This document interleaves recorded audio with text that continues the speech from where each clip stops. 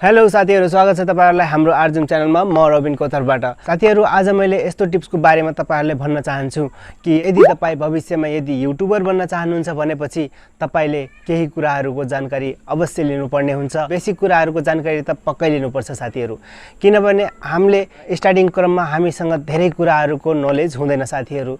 हामीले भिडियो कसरी बनाउने, अनि कुन टपिक्समा बनाउने, अनि कसरी बनाउने र हामीलाई के चाहिन्छ भन्ने जस्तो कुराहरु तपाईहरुको मनमा खेलिराखेको हुन्छ।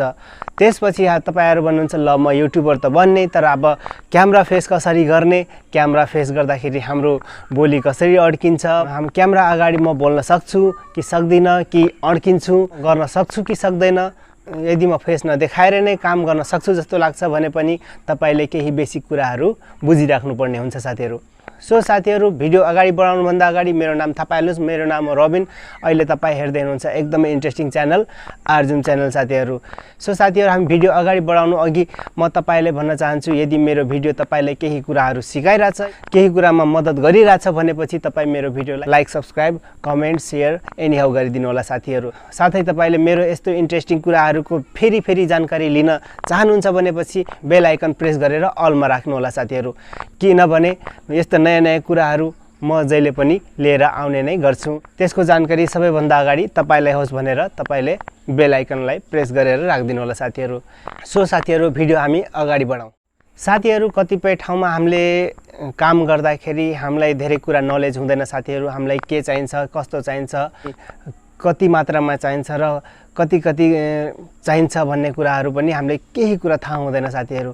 किनभने हामी यदि युट्युबर बन्न चाहन्छौँ भनेपछि कम्तीमा पनि तपाईले 8 वटा चीजहरुमा तपाईले एनी हाउ फोकस गर्नुपर्ने हुन्छ साथीहरु। 8 वटा चीज के हुन् भनेपछि तपाईहरुलाई म विस्तारमा भन्ने छु। नम्बर 1 मा छ साथीहरु मोबाइल। यदि तपाईसँग मोबाइल छैन भनेपछि तपाईले यो काम गर्न सक्नुहुन्न साथीहरु, किनभने तपाईलाई कम्तीमा पनि हाम्रो फोटो राम्रो आउने अलिकति क्लियर क्यामेरा भएको मोबाइल चाहिँ तपाईले एनी हाउ पर्चेज गरेर राख्नु। त्यसपछि तपाईले आफ्नो त्यस क्यामेराबाट तपाईले आफ्नो भिडियो सुट गर्नलाई तपाईलाई मोबाइलको अति आवश्यक हुन्छ साथीहरु। त्यसपछि साथीहरु, हामीले भिडियो त बनायौं र भिडियो बनाइसकेपछि हामीले अब हाम्रो बोलेको, जस्तै हाम्रो ऑडियन्सहरुलाई केही राम्ररी आवाज बुझिदैन भनेपछि उहाँहरुले हाम्रो भिडियोहरुलाई हेरिदिनुहुन्न, किनभने तपाईले के बोलिराख्नु भएको छ र उहाँले केही बुझ्नु भएन भनेपछि उहाँहरुले अवश्य नै हाम्रो भिडियोलाई क्लोज गरिदिनुहुन्छ साथीहरु। त्यसैले हामीले जहिले पनि भिडियो बनाउँदाखेरि एउटा माइकको व्यवस्था चाहिँ अवश्य नै गर्नुपर्छ। यदि तपाईसँग माइक छैन भनेपछि तपाईले केही दिनको लागि आफ्नो कुनै पनि नर्मल माइकलाई त्यसलाई अगाडिको टुप्पा काटेर तपाईले अलिकति त्यसलाई मोडिफाई गरेर बनाउन सक्नुहुन्छ साथीहरु। त्यसपछि आउँछ साथीहरु, हामीले अब भिडियो बनाउने त बनाउने, भिडियो सुट गर्नलाई हामीलाई विशेष क्यामेराको या विशेष एप्लिकेसनको आवश्यकता हुन्छ साथीहरु। जुन हाम्रो मोबाइलमा भएको एप्लिकेसनको क्यामेराले हाम्रो माइकहरुलाई सपोर्ट गर्दैन साथीहरु। हाम्रो मोबाइलमा भएको क्यामेरा कतिपय ठाउँमा हाम्रो सिनलाई अलिकति ब्लर गरिदिने गर्छ, अलिकति डिम गरिदिने गर्छ र त्यसपछि आवाज पनि हाम्रो तलमाथि जस्तो पनि गरिदिने गर्छ र क्ल्यारिटी राम्ररी क्याच गर्दिन साथीहरु हाम्रो मोबाइलमा भएको क्यामेराले साथीहरु। त्यसैले हामीले अर्को एप्लिकेसन डाउनलोड गर्नुपर्ने हुन्छ साथीहरु, जसको नाम हो ओपन क्यामेरा। ओपन क्यामेरा तपाईलाई एकदमै हेल्पफुल एप्लिकेसन हो साथीहरु। हामी जस्तो सबै युट्युबरलाई धेरै हेल्पफुल एप्लिकेसन हो साथीहरु। प्राय जस्तो सबै मोबाइलबाट रेकर्ड गर्नेहरूले जहिले पनि यो एपलाई ओपन क्यामेरालाई नै युज गर्ने गर्छन् साथीहरु। चौथो नम्बरमा छ साथीहरु वाइटी स्टुडियो। यो पनि एप्लिकेसन नै हो साथीहरु। यो एप्लिकेसन बिना सकेसम्म तपाईहरु अगाडि बढ्न नै सक्नुहुन्न, किनभने हामीले अपलोड गर्दाखेरि पनि यस एप्लिकेसनको धेरै सहायता चाहिन्छ।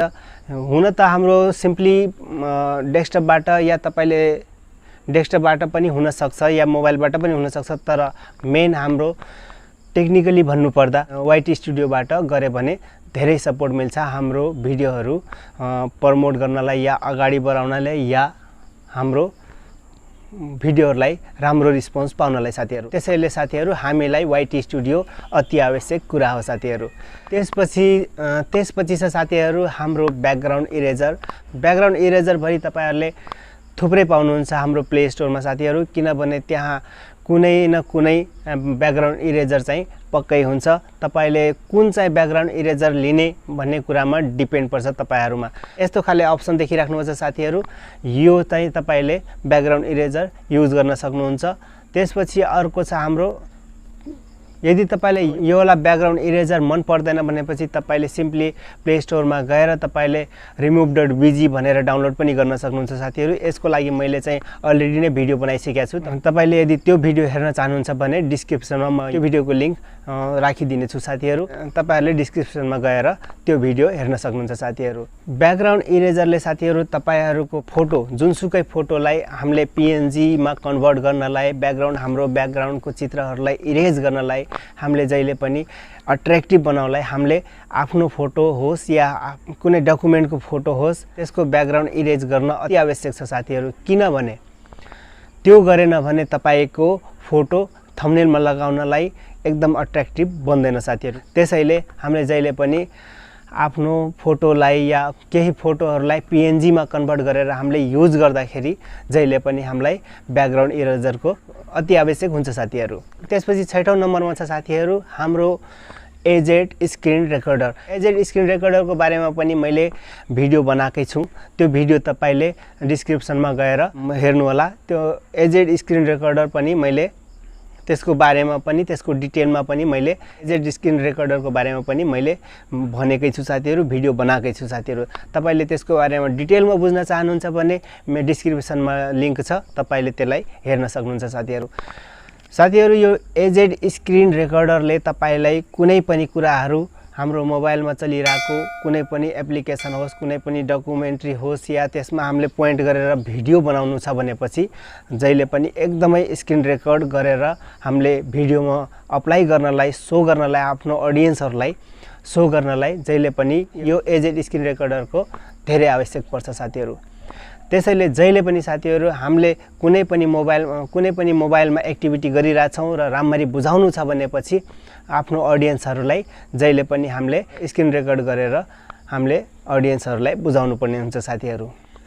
त्यसपछि आयो साथीहरु हामीले थम्बनेल कसरी बनाउने।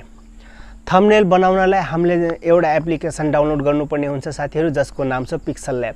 पिक्सल ल्याब यस्तो थम्बनेल एडिटर हो साथीहरु। यसमा तपाईले थम्बनेल, लोगो, तपाईको प्रोफाइल पिक्चर, एनीथिङहरु यसमा छन् साथीहरु। साइज अनुसार तपाईले यसमा पिक्चरहरु क्रिएट गर्न सक्नुहुन्छ साथीहरु। यसमा प्रोफाइल पिक्चरहरु एकदम राम्ररी र हाई रेजोल्युसनमा थम्बनेलहरु बन्छन् साथीहरु यसमा। त्यसपछि हाम्रो 8औं छ लास्ट अनि 8औं नम्बरमा छ हाम्रो काइन मास्टर साथीहरु, जो हाम्रो भिडियो एडिट गर्न धेरै सहयोग पुर्याउँछ साथीहरु।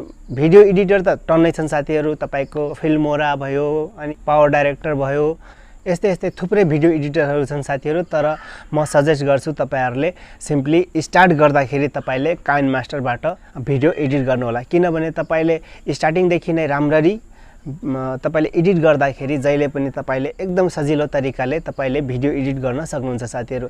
सो साथीहरु आजको यस 8 वटा हाम्रो पोइन्टहरुलाई तपाईले यदि राम्ररी युज गर्न सके भने तपाईले आफ्नो YouTube जर्नी चाहिँ सक्सेस तिर लान सक्नुहुन्छ। यदि तपाईले साथीहरु YouTube जर्नीमा अगाडि बढ्न चाहनुहुन्छ भने साथीहरु स्टार्टिङ देखि हामीले के गर्ने, कस्तो चीज गर्ने भन्ने कुरा तपाईहरुले बुझिसक्नुभयो साथीहरु। यति मैले 8 वटा चीजहरु भनेको छु साथीहरु तपाईहरुलाई।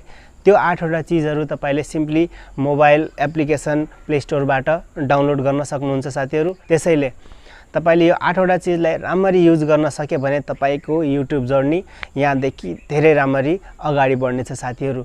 र केही महिना या केही सालमै तपाई एउटा YouTube अर्निङ मेम्बर बन्न सक्नुहुन्छ साथीहरु। जो तपाईहरुले लाइभ देखिराख्नु भएको छ YouTube मा, तपाईले देख्नुहुन्छ आज मैले यति कमाए, आज मैले यो गरे, आज मैले यति ल्याए, मेरो YouTube इन्कम यति छ भनेर धेरैले आफ्नो शो अफ गरिराख्नुहुन्छ साथीहरु। किनभने उहाँहरुले पहिलादेखि नै मेहनत गर्नु भएको छ, उहाँहरुले एउटा कडा मेहनत गरेर अगाडि बढ्नु भएको साथीहरु। स्टार्टिङमा सबैलाई अप्ठ्यारो पर्छ साथीहरु। तपाईले यदि स्टार्टिङमा नै एउटा भिडियो हाल्नलाई पनि तपाईले हिचकिचाउनु भनेपछि तपाई अगाडि बढ्न सक्नुहुन्न साथीहरु। स्टार्टिङमा जस्तो भिडियो हुन्छ, जस्तो सुकै हुन्छ, तपाई राम्रो देखिनुहुन्छ, देखिनुहुन्न, त्यसको परवाह नगर्नु साथीहरु। तपाई सिम्पली एउटा भिडियो बनाउनुस् र राम्रो कन्टेन्ट लिएर कुनै तपाईहरुले कुनै पनि नलेज दिन सकौं हाम्रो ऑडियन्सहरुलाई साथीहरु। यस्तै तरिकाले तपाईले भिडियो बनायो भने तपाई भविष्यमा आफ्नो YouTube जर्नीमा धेरै अगाडि बढ्न सक्नुहुन्छ साथीहरु। सो साथीहरु भिडियो धेरै लामो भयो, छोटो बनाउला भन्दै पनि लामो हुन्छ साथीहरु। ओके साथीहरु, आजको भिडियोमा यति नै। अर्को भिडियोमा इन्ट्रेस्टिङ टपिक्समा अर्को नयाँ भिडियो लिएर आउने छु। अहिलेको लागि यति नै साथीहरु। Okay bye bye. जय नेपाल साथीहरु।